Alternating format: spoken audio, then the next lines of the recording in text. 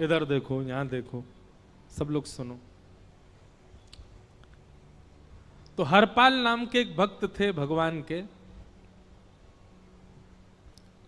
खूब भजन करते थे, खूब साधना करते थे, नाम जप करते थे, कथा सुनते थे, लेकिन वो ब्याह नहीं कर रहे थे। क्यों? उनकी इच्छा थी कि जैसा मैं भजन करता हूं, जैसी मेरी भक्ति है, जैसा मेरा भाव ठाकुर जी के प्रति है, ऐसी कन्या मिले तो मैं ब्याह करूंगा, नहीं तो जीवन भर ऐसे ही रहूंगा। तभी उनके किसी रिश्तेदार ने आकर के बताया, बोले तेरे लायक कन्या मिल गई मुझको। तो हरपाल जी बोले, क्या क्या गुण है उस कन्या का? बोले उस कन्या ने शर्त रखी है, मैं उसी से ब्याह करूंगी जो रोज 1000 संतों को प्रसाद पवाता हो। हरपाल जी बोले, अब तो मुहूर्त भी नहीं निकलवाना, कल ही ब्याह करवा दो मेरा। ऐसी कन्या से तो मैं बिना मुहूर्त के ब्याह करूं। मुहूर्त उसके संग देखा जाता है जिसके संग यह संकोच हो या फिर यह दुविधा हो कि पता नहीं जीवन कैसा चलेगा, इससे तो मुझे भरोसा है बढ़िया जाएगा मेरा जीवन, इसी से ब्याह करा दो। कन्या ने शर्त रखी, हरपाल जी हम आपसे ब्याह तो कर रहे हैं पर हमारी शर्त मंजूर है ना, रोज 1000 संतों को प्रसाद पवाना पड़ेगा। बोला मैं निश्चित करूंगा, आप ब्याह कर लो। और ब्याह हो गया। हरपाल जी रोज 1000 महात्माओं को प्रसाद पवाते। अब देखो, अगर कोई संकल्प ले ले कि मैं 1000 महात्माओं को प्रसाद पवाऊंगा, अगर 100 महात्मा ज्यादा बढ़ जाएं, 200 महात्मा ज्यादा, उनको मना करेगा क्या? वो तो फिर अपराध बनेगा उससे। प्रसाद पवाने का संकल्प लिया तो जितने आए सबको बैठाने की जिम्मेवारी उसकी। ऐसी कथा में भी होता है, कथा में जितने लोग आए सबका स्वागत होना चाहिए, सबके लिए स्थान पर्याप्त होना चाहिए। कई जगह प्राइवेट कथा करा, हम तो मना कर देते, मत कराओ भैया, आपको अपराध लगेगा। क्यों? वैष्णव को पता चला कि कथा हो रही, वो सुनने आ गया, जगह नहीं मिली या फिर वो बैठ नहीं पाया, तो खाली रहे भले ही स्थान, पर फिर भी स्थान बड़ा रखो ताकि कोई भी आए तो कोई रहे ना कथा से, नहीं तो कथा कराने वाले को अपराध लगता है। वैष्णव बिना सुने चला गया।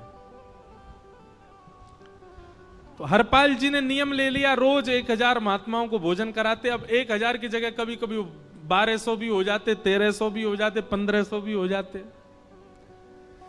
लेकिन हरपाल जी करते कुछ नहीं थे, कमाई का कोई जरिया नहीं था, केवल दादा परदादाओं की पुश्त से जो उनके पुश्तैनी धन था उसी को ही खर्च करते जा रहे थे। 1 साल तक बढ़िया चला, 1.5 साल बढ़िया चला, लेकिन 1.5 साल बाद धीरे धीरे धन खत्म होने लगा। जैसे ही धन खत्म होने लगा, हरपाल जी बड़ी चिंता में आ गए, क्या करें। पत्नी को नहीं बताते थे, क्यों? बोले इससे तो शर्त लगी, इसको क्यों बताऊं अपना दुख, इससे तो शर्त मेरी यही शर्त थी कि रोज 1000 संतों को भोजन कराना।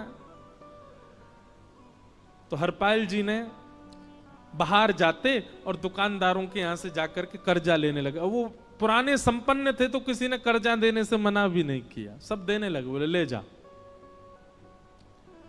इतना कर्जा कर लिया, 6-7 महीने तक कर्जे में भी उनके संत सेवा बंद नहीं हुई।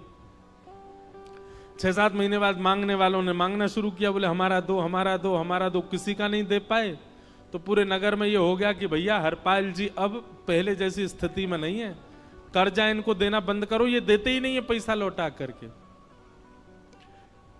सब बिगड़ने लगा, धन नष्ट हो गया, इज्जत चली गई, लेकिन उनकी संत सेवा नहीं रुकी, रोज संत सेवा करते। एक दिन मन में विचार करने लगे, अब क्या करूं, अब तो मुझे कोई कर्जा भी नहीं देता, गहने भी सारे बिक गए, धन भी सारा खत्म हो गया। तो हरपाल जी ने मन बनाया कि मैं चोरी करूंगा, और चोरी करके ठाकुर जी, आप लोग मत करना ऐसा, चोरी करूंगा। हरपाल जी चोरी करने जाने लगे, लेकिन हरपाल जी का नियम था कि वो किसी के धन की चोरी नहीं करते थे। संपन्न लोगों के घर में जाते थे और उनकी रसोई घर की सामग्री चुरा लाते थे, चीनी, दाल, आटा, चावल, मूंग, नमक, मिर्च, ताकि भंडारा हो जाए सवेरे। इस प्रकार महाराज चोरी होने लगी। एक घर की हुई, दो घर, अब तो हल्ला होने लगा। बोले कि घरों की सामान राशन चोरी हो जाता है।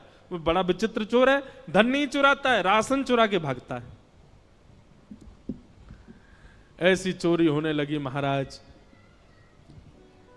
अब तो लोगों ने अपने अपने घरों में पहरेदारी शुरू कर दी कि चोरी ना हो। तो हरपाल जी को और दिक्कत होने लगी, क्या करें, कैसे करें।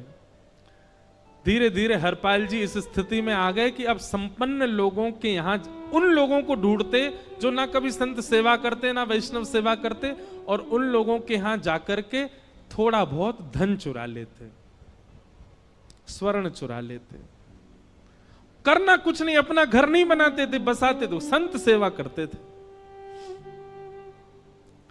ठाकुर जी रीझ गए हरपाल से। ठाकुर जी बोले, देखो ये सब चोरी कर करके और मेरे संतों को पवारा है। ठाकुर जी बोले, इस पर अनुग्रह करने जाना है।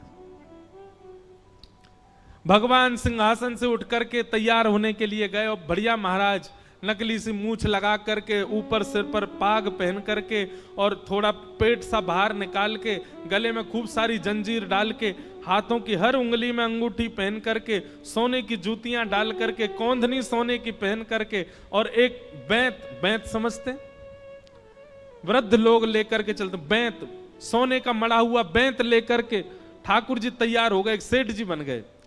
लक्ष्मी भैया ने पूछा, भगवान बड़ा सुंदर स्वरूप धारण किया, कहां जा रहे हो? बोले, अपने एक भक्त से मिलने जा रहे हैं। रुक्मणी जी बोली, मैं भी चलूंगी। भगवान बोले, तुम मत चलो, तुम उसको पहचान नहीं पाओगे, तुमसे अपराध बनी जाएगा। बोले, नहीं नहीं, भक्त दर्शन करने मैं तो जाऊंगी। भगवान बोले, जल्दी तैयार हो जाओ। सब लोग इधर देखो, वहां से कोई सामग्री आ रही है, कथा यहां हो रही है, इधर देखो, और फिर हम आंख बंद कर लेंगे, चाहे आप कहीं देखो। आंख खुली है तो हमको